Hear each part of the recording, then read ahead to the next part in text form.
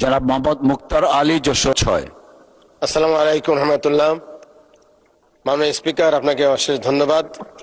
সাথে সাথে আমার নির্বাচনী এলাকা যশোর 6-এর সাধারণ জনগণের প্রতি আমার অন্তঃস্থল থেকে কৃতজ্ঞতা পেশ করে বিভিন্ন সময়ে আন্দোলনে স্বাধীনতা সার্বভৌমত্বের জন্য এবং মানুষের অধিকার আদায়ের জন্য যারা শহীদ হয়েছেন সবার আত্মার মাগফিরাত কামনা করে আমার মৌলিক প্রশ্ন তুলে ধরছি।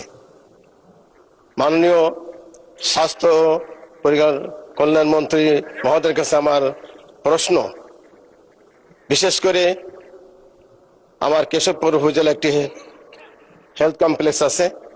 হেলথ কমপ্লেক্সে প্রতিদিন শত শত রোগী আসে, তাদের অ্যাকোমোডেশন সম্ভব হয় না।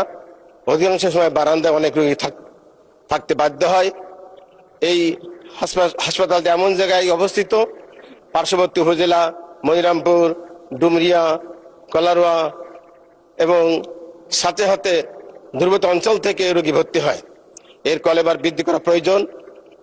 50 শয্যা থেকে আমি 150 শয্যায় উন্নতি করার জন্য মাননীয় স্বাস্থ্য ও পরিবার কল্যাণ মন্ত্রী মহোদয় দৃষ্টি আকর্ষণ করছি।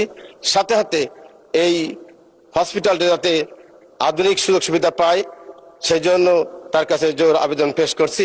সবাইকে ধন্যবাদ। মাননীয় স্পিকার, আপনাকে ধন্যবাদ। ধন্যবাদ। নড়াইল